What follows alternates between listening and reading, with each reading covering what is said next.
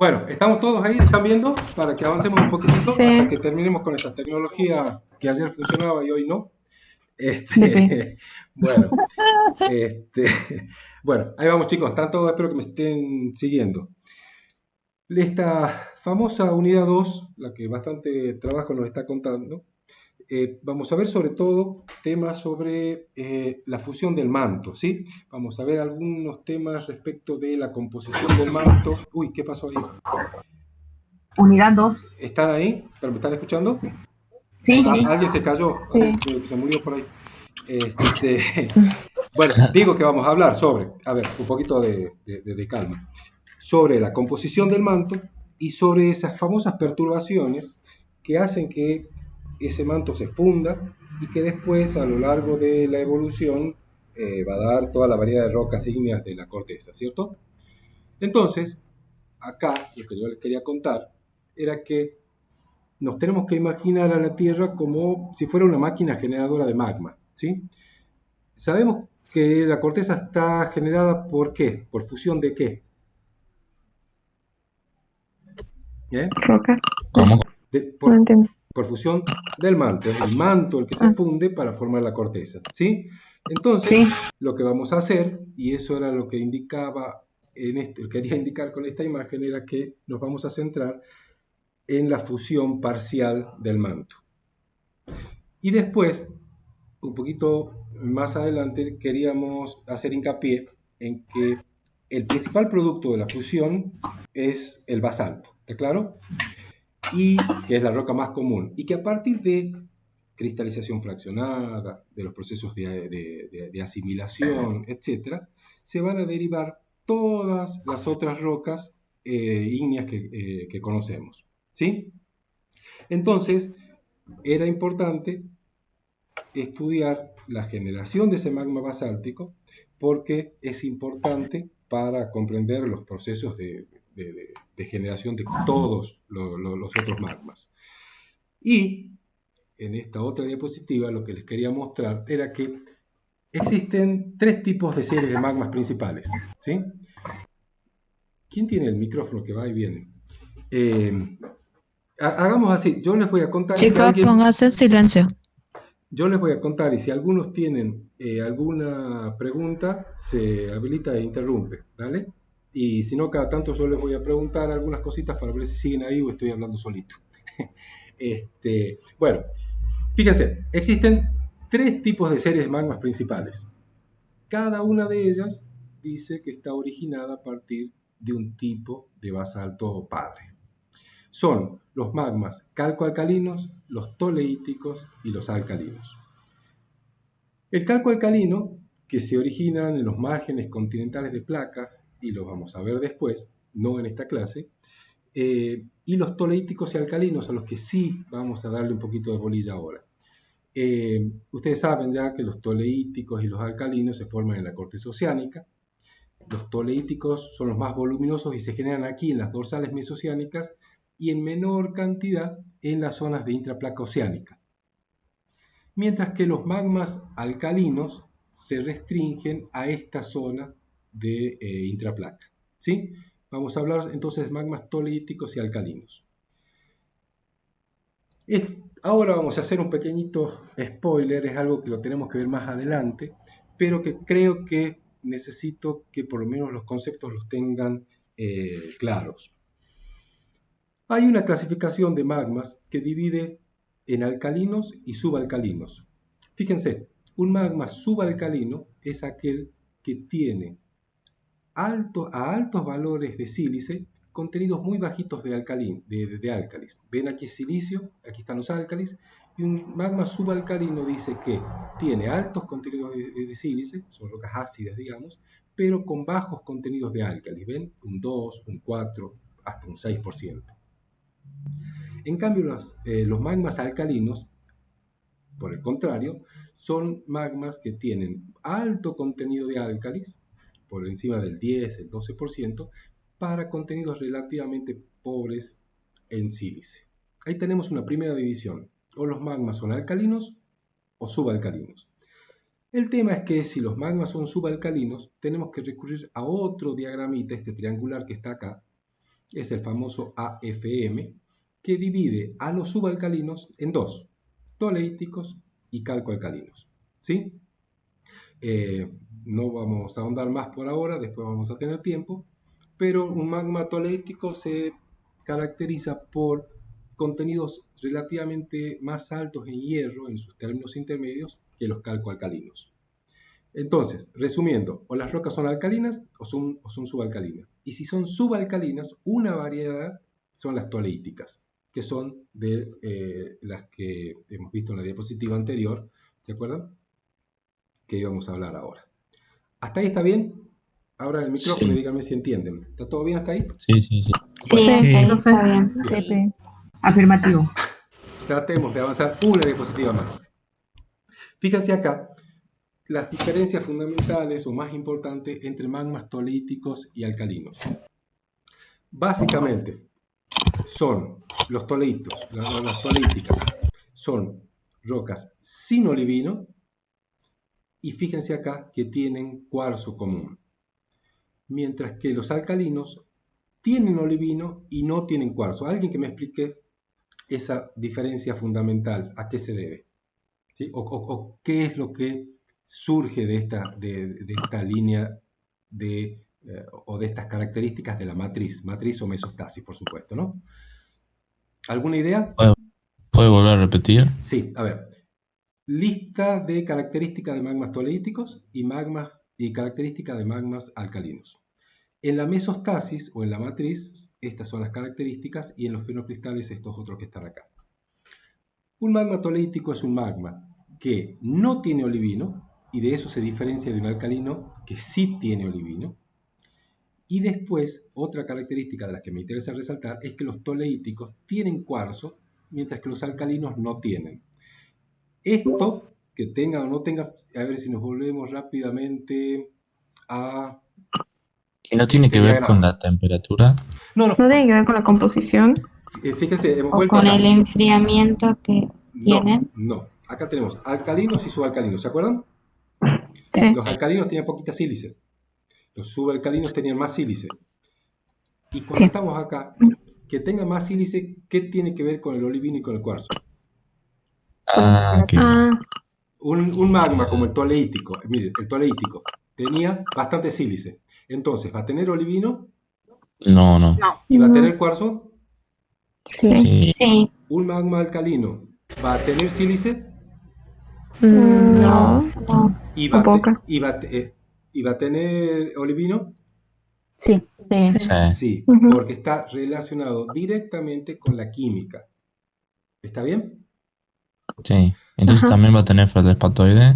Bueno, y lo demás también. Este va a tener feldespatoides porque no tiene mucha sílice, entonces si no tiene sílice, los álcalis se relacionan con o forman minerales en cuya estructura entra menos sílice, mientras que si tenemos una roca con mucho cuarzo, con mucha sílice, va a haber el feldespato directamente. Lo mismo pasa con augita y con hiperteno, ¿sí? Que tenga o que no tenga va a estar siempre relacionado con la cantidad de sílice disponible. Pero con sílice y con cuarzo vieron que sacan directamente la relación, ¿sí? ¿Sí? Sí. Sí, Y acá hay otra cosita que me gustaría que me ayuden a pensarlo. En esa matriz puede haber fenocristales, y fíjense lo que pasa. En los toleíticos casi no hay fenocristales. ¿Quién es ese ruido? ¿Yo o Uy. alguien? Ay, perdón, yo. Ay, Dios. Bueno, ese magma toleítico, en esa matriz que estábamos viendo, fíjense que dice que tiene muy poquito, que raramente hay olivino. Igual que acá, no hay olivino antes, no hay olivino después, ¿está claro? Ahora dice que si llega a estar, muestra anillos de reacción y muestra parcialmente resorbido, mientras que los alcalinos sí es común el olivino. Que sea común el olivino en los alcalinos está todo bien, ¿cierto? Porque había en la matriz, había acá. ¿Se acuerdan ustedes que primero crecen los fenocristales? En la matriz que todavía está líquida, cuando baja la temperatura, empieza a crecer la matriz. Entonces teníamos olivino antes y tenemos olivino después, porque es un magma con muy poquita sílice. Pero ahora miren en los toleitos, en las toleitas. Puede haber que en algún momento haya habido olivinos, pero después ya no. Cuéntenme ustedes cómo puede ser. Si acá hemos dicho que no tenía que no tenía olivino, que tenía suficiente cuarzo. Pero, ¿qué pasa en la primera etapa, cuando se crecen los fenocristales? ¿Cómo era la cantidad de cuarzo en el momento de formación de los fenocristales? ¿Había cuarzo o no había cuarzo al principio? Mínima. Había poco cuarzo. Claro, era una roca con muy poquita sílice. Si no hay sílice, estamos igual que un alcalino, va a crecer el olivino. Nada más que después, El olivino. cuando crecen los cristales de olivino, ese magma ha ido evolucionando y la sílice se fue acumulando. Entonces, en la matriz ya no la voy a tener más, ya no voy a tener más sílice y nunca voy a tener olivino. ¿Sí? Eso es porque hay un magma que evolucionó desde un estadio menos rico en sílice hasta unas etapas posteriores donde se acumuló sílice para dar lugar a la formación de cuarzo intersticial y ya impidió que se forme el olivino. ¿Por qué no se forma olivino? Porque se forman otros minerales en cuya estructura entra el cuarzo y atrapa calcio, magnesio, el que anda dando vuelta por ahí. ¿Se entiende más o menos? Sí. ¿Sí? ¿Más Sí. o menos? Sí. Bueno, Sí. de todas maneras, este es Disculpe, uno... Sí, yo no entendí, Luciana. ¿qué cosa no has A mí no entendido? me quedó muy claro No tampoco. entendí lo de los diferentes estadios con el tema Bueno, a ver, del sílice. Al principio de todo, cuando ese magma está por fundir, está empezando a cristalizar, es un magma toleítico. Pero al principio es un magma básico y empieza a cristalizar algunos cristales formando fenocristales. Por ejemplo, olivino. Hay hierro que anda dando vueltas por ahí, hay magnesio que anda dando vueltas por ahí y forma un olivino. Ahora, se forma olivino, se forma piroxeno, se forman básicamente piroxenos y olivinos. Entonces, el resto del magma se enriquece en una composición que no es la que formó parte de esos cristales, ¿sí? O sea, vos tenías cierta cantidad de sílice, de aluminio, de calcio, de hierro, de aluminio, de magnesio. Cuando vos cristalizas fenocristales de olivino, llevas partecita de sílice, partecita de aluminio, partecita de hierro, partecita de magnesio, ¿cierto? Y el magma que queda ya no tiene esos elementos, ¿sí? Entonces, Sí. ya hay un magma en el que no hay hierro, no hay magnesio, y queda enriquecido, por así decir, enriquecido en sílice. Bien. Y entonces, como queda enriquecido en sílice, cuando ya están formados los fenocristales, ese magma va a seguir enfriándose y va a seguir cristalizando. Y cuando cristalice, ya va a tener bastante sílice, porque la proporción ya es distinta. ¿Se entiende? Sí. Bueno, ¿sí? ¿Sí así? ¿Sí o sigamos? Sí, ya está. Ya lo entendí. Bueno, Afirmativo. bueno, de todos modos, este es uno de los cuadritos que quería pedirles, háganle una marquita por ahí, o como sea que están siguiendo, para avanzar después en la discusión el miércoles, ¿sí? Ahí lo vamos a hacer más completito. Bueno, ahora, después de esa pequeña introducción, tenemos que pensar lo siguiente, a ver, ¿qué piensan ustedes? ¿Que el gradiente geotérmico es suficiente para producir la fusión parcial del manto? Hay dos posibilidades. ¿Cómo? En algunas partes sí, en otras no. Bueno, pasa que o es suficiente el gradiente geotérmico o no lo es. Ponele que sí lo sea. Entonces la pregunta siguiente sería, ¿a qué profundidad ocurre esa fusión? ¿Qué es lo que se funde? ¿De qué está compuesto el manto? Y después, apaguen ese micrófono. ¿Y qué material va a producir esa fusión?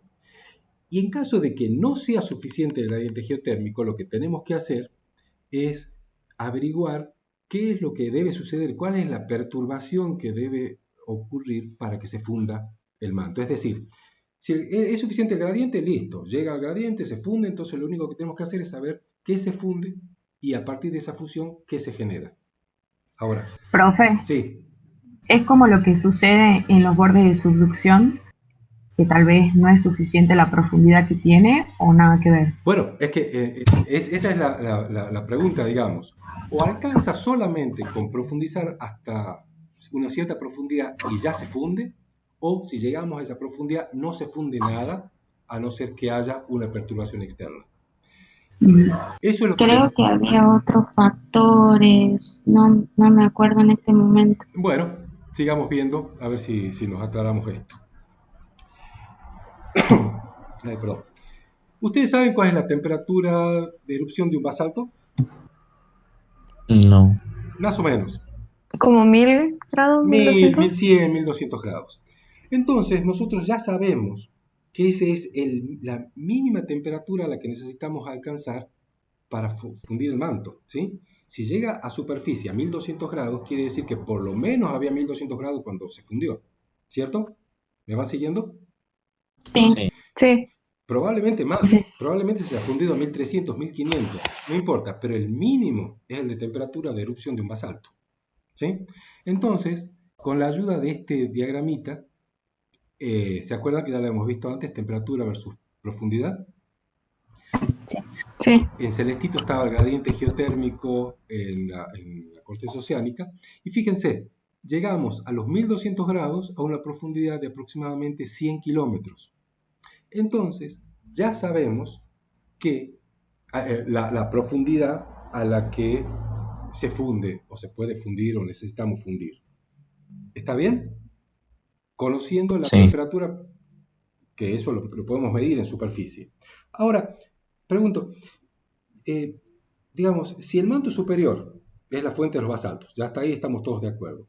Entonces, tenemos que saber cuál es la composición de ese manto, ¿sí?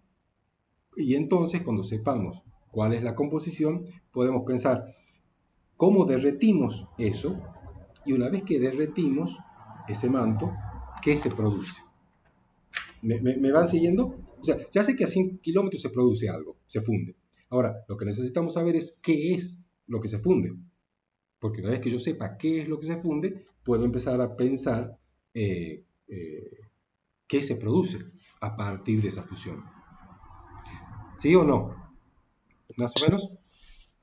Sí. sí. Sí, Bueno, Sí. traten de ir siguiéndome cerquita porque si no vamos a estar complicado.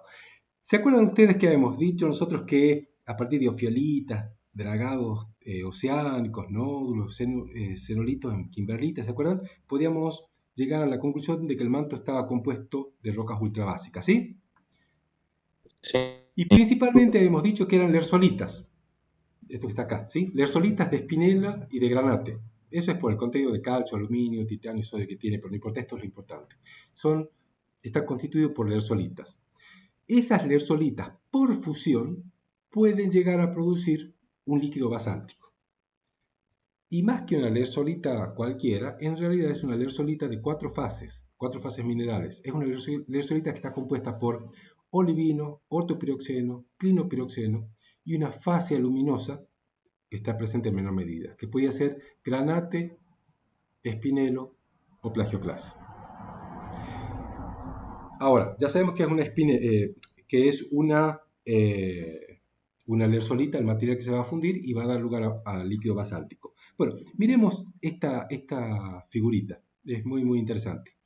Es una imagen, una recta trazada a partir de titanio versus alúmina, y en esta recta observamos que hay. Aquí está la famosa lersolita.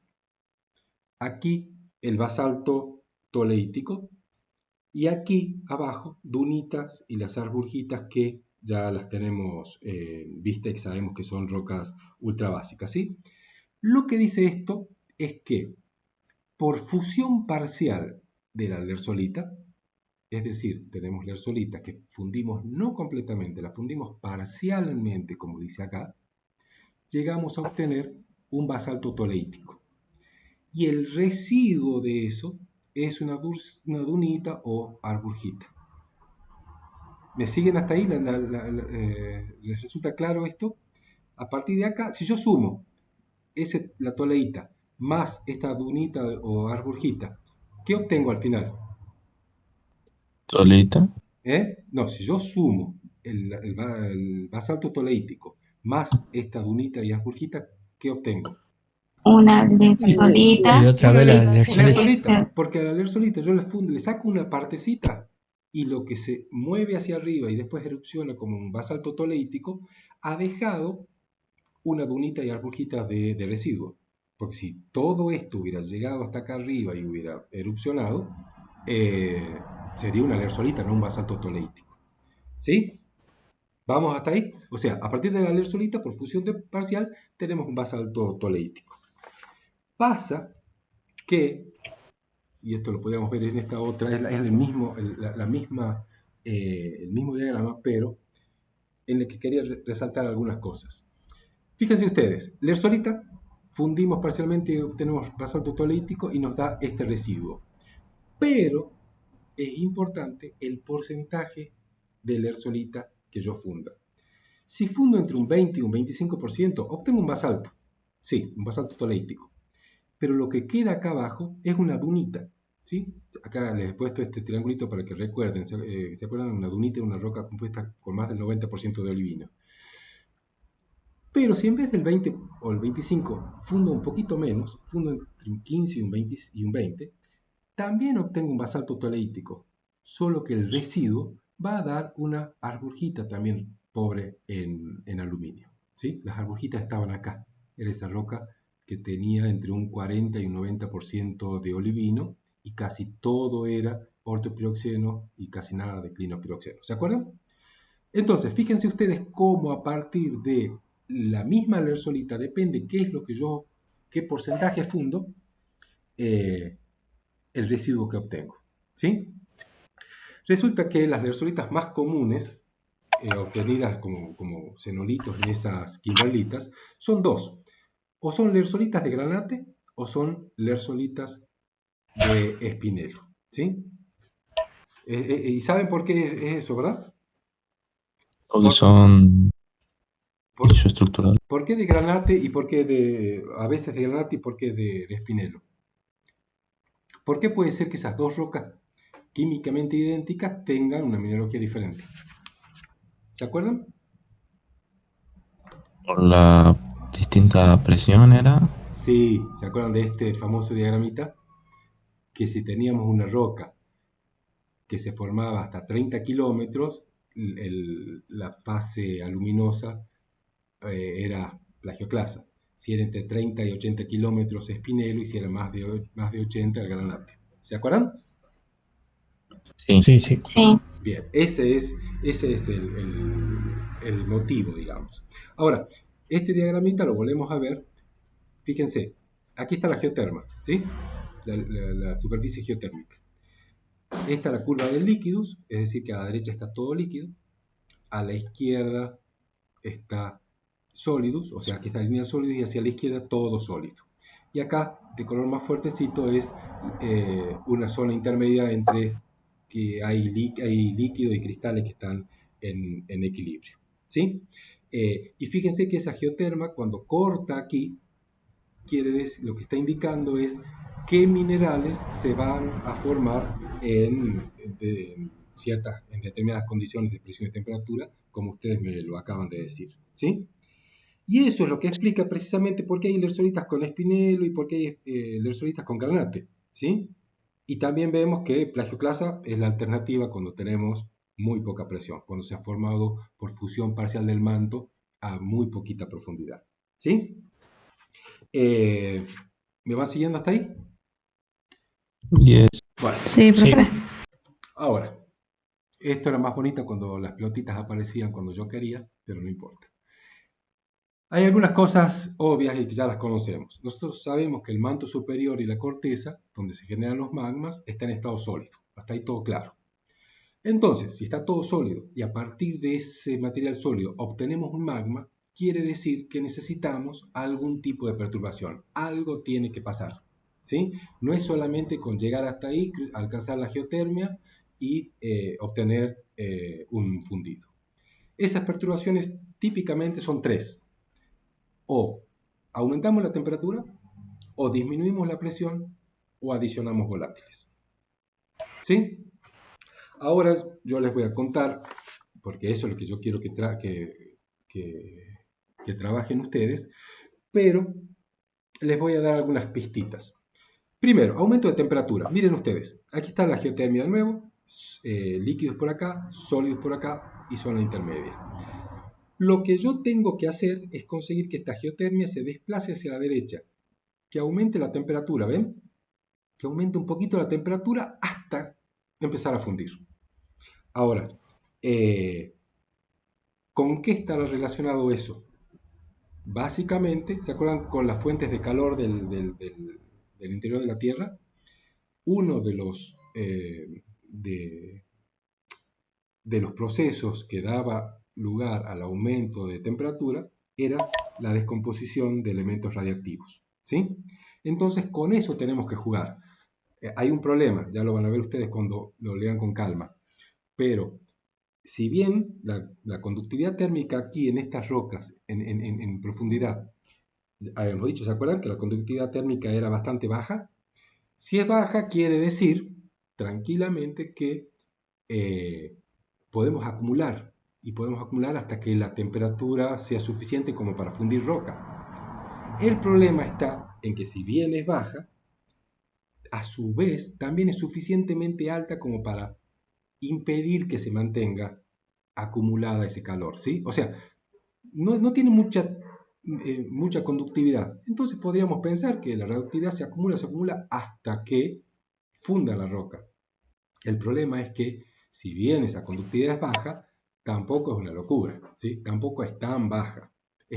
Y es lo suficientemente alta o poco baja como para que esa conductividad permita que se disipe el calor, ¿sí? Entonces, es complicado, ¿sí? Pero ese es el proceso principal que origina el aumento de temperatura.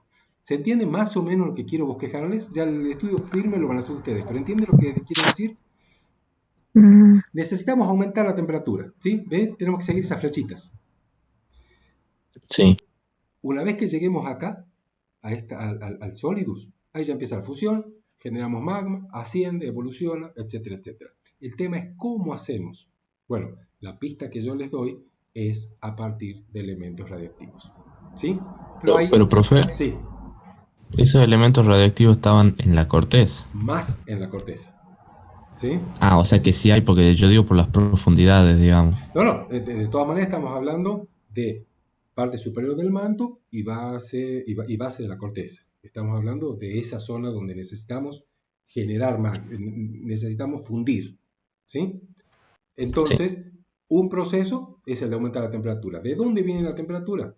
Lo más directo es de ese material radioactivo, ¿sí? Pero cuando ustedes lean se van a dar cuenta que hay algunos pros y algunas contras y que no es tan fácil, ¿sí?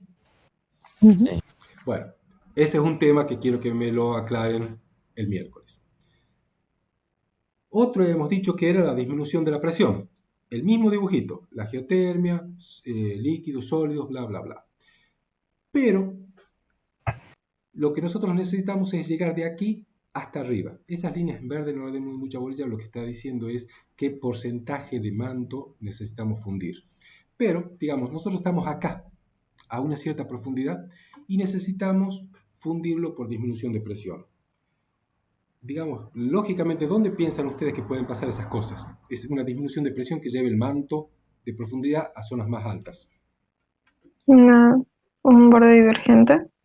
En un borde divergente, en un hotspot, por ejemplo, ¿sí? En zonas donde donde hay una disminución de presión, esa disminución de presión hace que el material del manto ascienda, pero hay otros problemitas concomitantes con eso, porque si disminuye la presión y hay un magma o un material del manto que puede, lo que pasa es que inmediatamente ese volumen ocupa ese espacio digamos, va de alta presión a zonas de baja presión para mantener otra vez, para restablecer ese equilibrio litostático. Entonces, sería un proceso, digamos, liberamos presión, pero apenas liberamos, ya está ascendiendo y ya no conseguimos más que unos poquititos grados, que no va a ser el suficiente para fundir, ¿sí? La idea es la siguiente. Yo, en aras de no darles todas las pistas juntas, para que ustedes busquen, pero la idea es, estamos en una zona de manto, si se libera la presión, como la que necesitamos en una zona de hotspot o de placas divergentes, como decían, ese material se va a mover de zona de mayor presión a zonas de menor, ¿sí? Y en ese ascenso va a ir perdiendo temperatura. Y si pierde temperatura, no ganamos nada. Otra vez estamos como antes, sin la temperatura suficiente para producir la fusión de ese manto. Ahora, ¿qué es lo que cuál es la alternativa? Y esta es la única pista que le doy. La alternativa es que ese movimiento, ese desplazamiento, sea suficientemente rápido como para minimizar la pérdida de calor. ¿Sí? ¿Sí? Si hay un descenso de presión adiabático, y por eso es un descenso de presión sin pérdida de calor, voy a ir desde este punto a este punto y voy a producir la fusión. ¿Me siguen esta parte?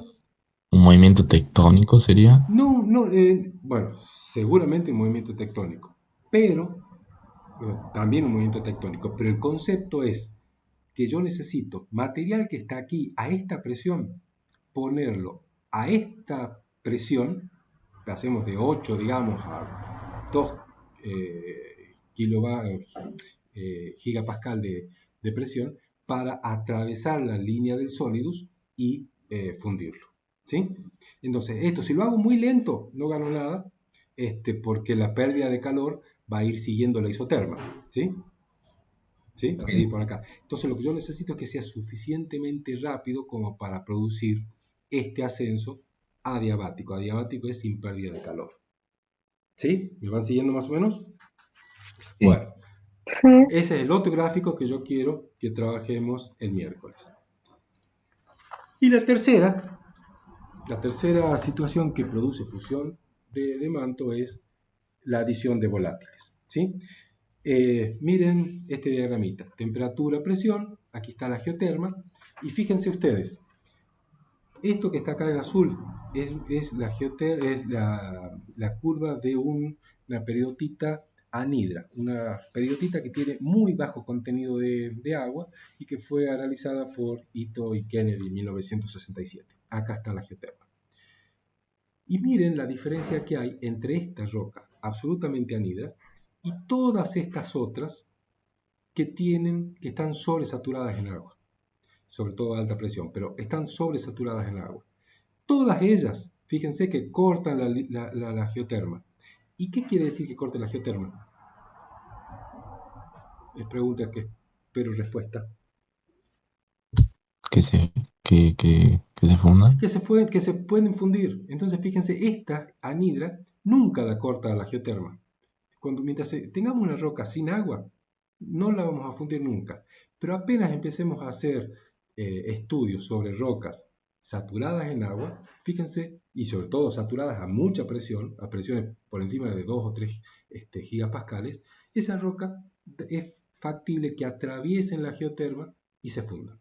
Entonces ustedes ven que agregando volátiles, efectivamente podemos generar la perturbación para esa fusión. ¿Sí? Sí. Hay un único problema, y es que todo eso funciona para un manto saturado. Y nosotros sabemos que el agua o la cantidad de agua normal en el manto está en el orden de 0,1, 0,2, generalmente contenida en flogopite y en anfibol, básicamente. Es decir, en teoría funciona, pero en realidad es más complicado. ¿Sí? Pero lo que llegamos a la conclusión es que necesitamos de conjunción de todos estos factores para explicar más o menos cómo funciona una fusión de manto. ¿Está bien? Tercer gráfico que necesito que lo vean con calma para el miércoles. ¿Sí? Sí. Bueno, supongamos que sí, ya me quedan 3 diapositivitas. Y otro spoiler más. Esto no es necesario que lo vean ahora, pero creo que va a ser más fácil lo que viene si es que más o menos me siguen por acá. Esto es lo que se llama el basalto o el tetraedro basáltico.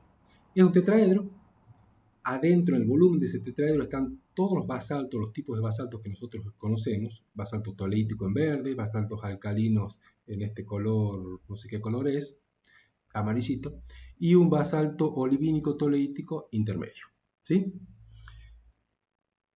Es un tetraedro donde tenemos diópsido acá arriba, nefelina, forsterita, cuarzo, y entre nefelina y albita está el cuarto vértice, que es el de las albitas, ¿sí? O sea, es un tetraedro con esos 5 minerales. ¿Me van siguiendo? Aquí Sí. está la base, cuarzo, nefelina, forsterita, y arriba el diópsido. Albita está en el medio porque ustedes saben que la albita tiene la composición donde interviene cuarzo y nefelina. No nos metamos más ahí, ya lo vamos a tener tiempo de analizar en mayor detalle. Pero sí es importante que vean que un basalto toleítico está verde, está en esta zona verde, que está cerca del vértice de cuarzo, quiere decir que tiene en alguna proporción cuarzo. Mientras que los basaltos alcalinos está en esta otra, más hacia los feldespatoides, es decir, para los constituyentes que lo conforman, que forman ese basalto alcalino, prácticamente no tiene sílice disponible. Y un basalto albínico está en el medio, es intermedio, ¿sí? Aquí están desglosados esos 3 volúmenes, pero ¿se entiende? ¿Se entiende? Sí. Sí, Bueno, El del medio sería como una transición, sí, una roca que claro. está... Es una roca que tiene un poquito de cuarzo, no tanto como para ser basalto toleítico, ni tan poco como para ser un basalto alcalino.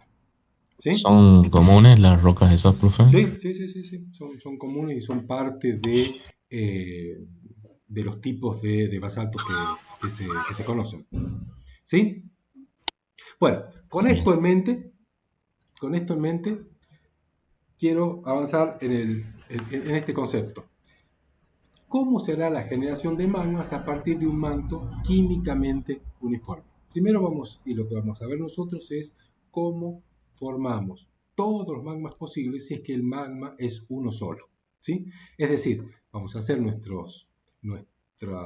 análisis a partir de una composición constante, pero que varía la mineralogía con la profundidad, como bien nosotros ya sabemos interpretarlo en este cuadradito, en este gráfico. ¿Está claro?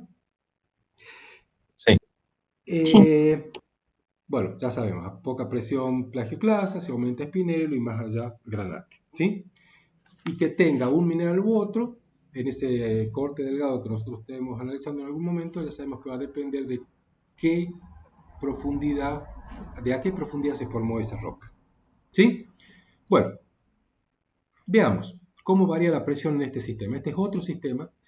Fíjense, nefelina, forsterita, sílice. Y fíjense acá, nefelina, forsterita, sílice. O sea, la base de ese tetraedro la estamos mirando ahora. ¿Sí? Fíjense acá que hay Sí. estatita, ¿ven? Y acá está la estatita. Porque la estatita es un mineral común entre forsterita y sílice. ¿Sí? Acá tenemos el 100% de sílice, acá el 100% de forsterita, y si nosotros mezclamos esos dos en una proporción da estatita. Del mismo modo que la albita es un paso intermedio entre sílice y nefelina, ¿sí? La albita tiene un poco de sílice y un poco de nefelina. ¿Está bien? Entonces, Sí. miremos. Bueno, acá hay algún conceptito que quiero que lo tengan presente y cuando lo lean lo fijen.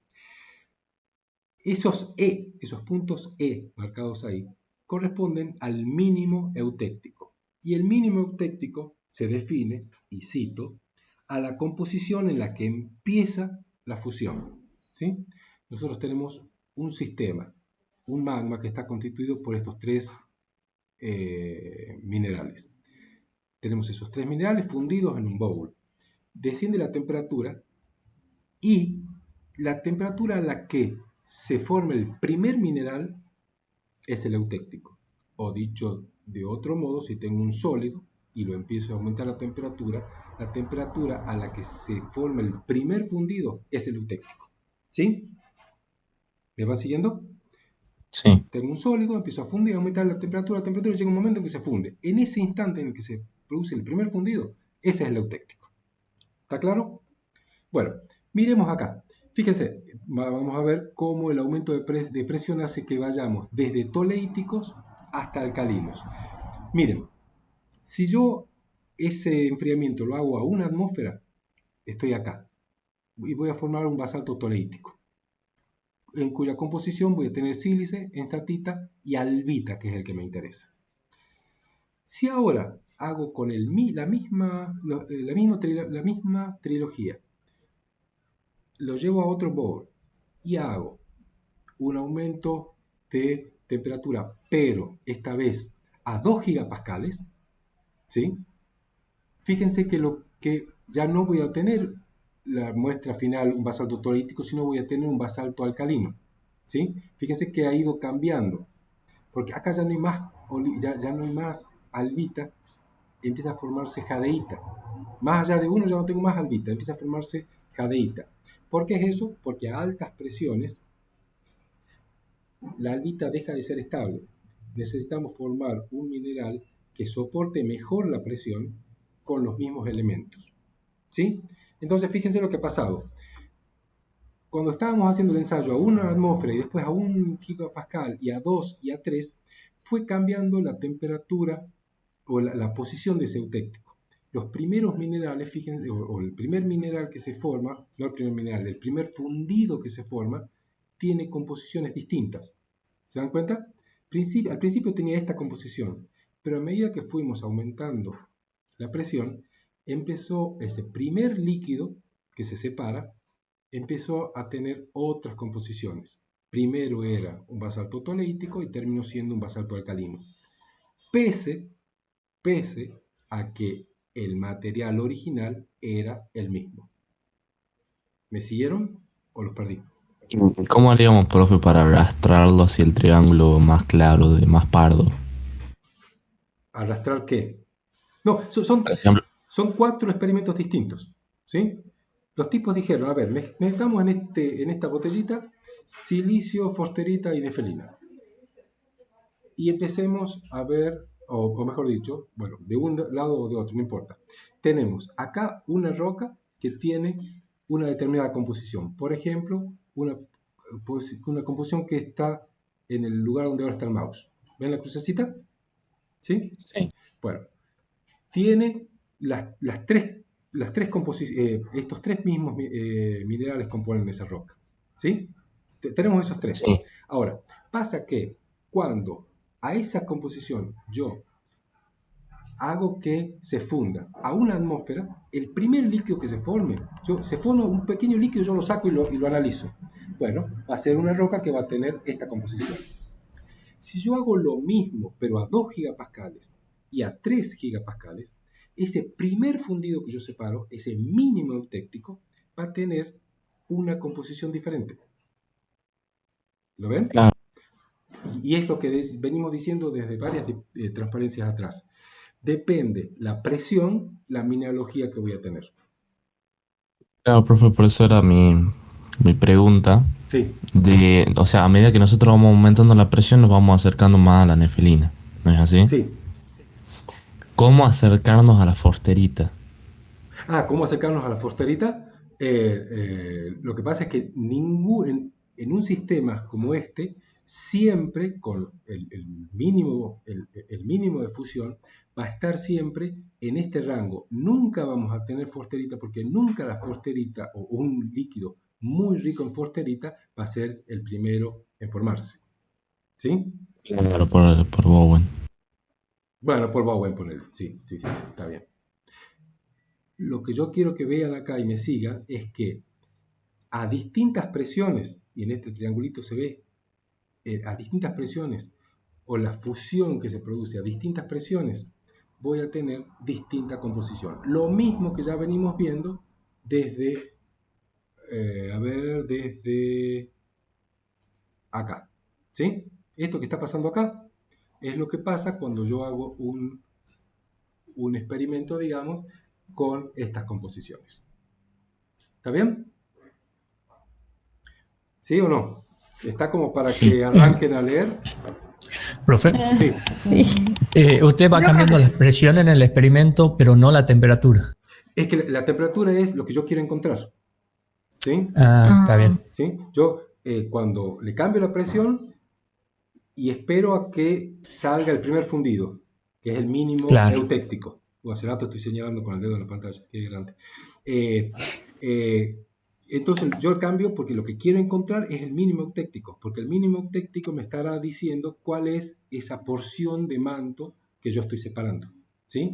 Para cuando vuelvo acá a esta, para yo saber qué porción del Lersolita, ¿se acuerdan acá? ¿Qué porción de esa Lersolita estoy trabajando? ¿Sí? Entonces yo le cambio la presión simplemente porque lo que quiero saber es, cuando cambio la presión, o sea, ¿por qué aquí aparece plagioclasa? ¿Por qué aparece jadeíta en este caso? ¿O por qué aparece plagioclasa y después Spinello y después Granape? Bueno, lo que ha pasado ha sido cambios de presión. Y este experimento refuerza esa teoría. ¿Está bien? Sí, sí. Bueno. Y esto, ya no los quiero agobiar, me gustaría que lo vean. Se los muestro rápidamente. Este es el resultado de un experimento de Green y Ringwood que hicieron en 1967 sobre un material sintético, ¿sí? Cuando la roca es natural se llama lersolita, pero si esa misma lersolita yo la obtengo mezclando artificialmente minerales, se llama una pirolita, ¿sí? Pirolita es una lersolita, tiene la composición de una lersolita, pero obtenida en laboratorio, ¿sí? Entonces, estos tipos construyeron una pirolita de esta composición. Fíjense, acá está la llave. Mucho olivino, ortopiroxeno, clinopiroxeno, plagioclasa y otros constituyentes, ¿sí? Eso es lo que mezclaron y metieron en la licuadora, digamos. Y empezaron a someter a esa pirolita y a ver qué material se funde, en amarillito está lo que se va fundiendo, cuando lo someto a presiones equivalentes a 25, 30, 60, 100, 140 kilómetros de profundidad. ¿Sí? ¿Me va siguiendo? Hasta ahí lo seguimos al amigo. Sí. Bueno, Sí. y el tamaño de cada uno de esos bloques corresponde a la cantidad de mineral presente, obviamente. ¿Sí? Una pregunta redundante. ¿Por qué aparece? Fíjense acá, ¿no? Fíjense que aquí van a aparecer unos minerales, acá van a aparecer otros, acá van a aparecer otros. ¿Por qué aquí aparece plagioclasa y acá deja de aparecer plagioclasa? Porque es inestable. Bueno, ¿por qué es inestable? ¿Qué ha variado? ¿Qué hay acá? La presión. La presión, ¿se acuerdan? Por eso hay acá Sí. hasta 25, 30 kilómetros de plagioclasa. Más allá ya no hay, porque ya no es factible. Ya el mineral, el aluminosilicato, va a ser granate, va a ser espinel o lo que sea, pero plagioclasa ya no. ¿Sí? Ahora, una cosa para tener en cuenta es que el olivino y los dos piroxenos son los que predominan en condiciones subsólidos y la plagioclasa en las fases presiones menores, es lo que acabamos de ver, ¿sí? Por aquí va a haber olivinos y piroxenos y por aquí la plagioclasa. Ahora, fíjense cómo varía este dibujito, esta distribución, cuando yo paso de 25 a 60 kilómetros, por ejemplo, ¿sí? Por ejemplo, algunas cositas que quiero que cuando lo lean noten. A ver, en esta primera porción a 25 kilómetros, ¿sí? Y comparemos con esta de más o menos la misma proporción a 60 kilómetros, ¿sí? ¿Cuál está más subsaturada? ¿Cuál es más alcalina? ¿Entienden la pregunta?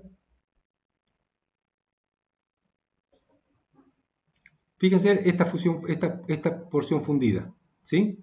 ¿La ven? Dice que forma una toleíta, ¿sí? Y a 60 kilómetros no es una toleíta lo que se está formando. ¿Qué es? Olivino basáltico. ¿Eh? No sé qué dice Es ahí. alcalino. Sí, a ver. Basalto alcalino. ¿Estamos todos de No acuerdo? sé qué dice acá. Ah, ¿están leyendo? Pero a ver, Sí. tratemos de ir a algunas de las transparencias anteriores. Pensemos cuál es la diferencia entre esas dos. ¿Ven lo que digo o no? Sinceramente no. No, bueno, miro. A ver, voy a tratar de encontrar la diapositiva donde hablaba de las presiones. ¿Dónde estaba?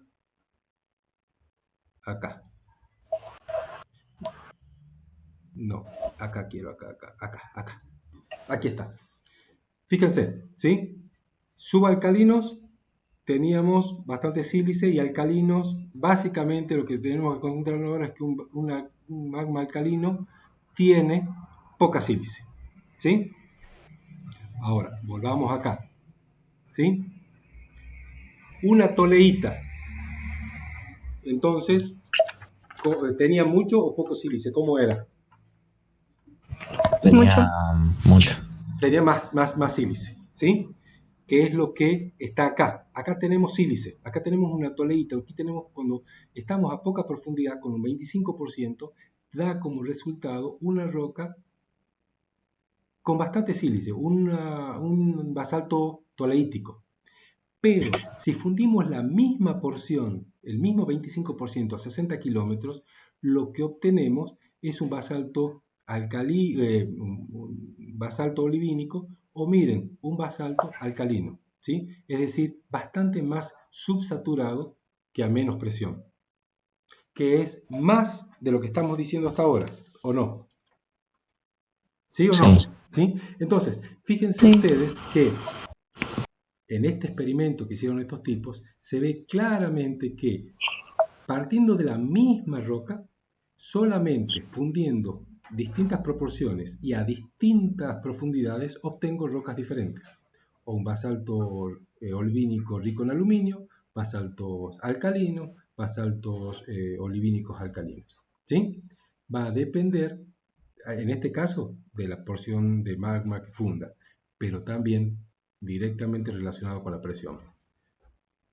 ¿Sí? Es decir, Bien. que desde hace varias diapositivas atrás hemos estado dando vuelta sobre lo mismo. A partir de un mismo magma, cambiando profundidad de extracción y volumen de material de fusión parcial, voy a obtener distintos resultados, distintos tipos de roca. ¿Sí? Y volviendo al principio, ya para terminar, esto es más cómodo así que pasándole las transparencias normales. Volviendo al principio, vemos que, ¿se acuerdan? Teníamos magmas toleíticos y alcalinos. Eran los dos tipos principales en dorsales oceánicas que va a dar lugar después, cada uno de ellos, a una familia de rocas. ¿Sí?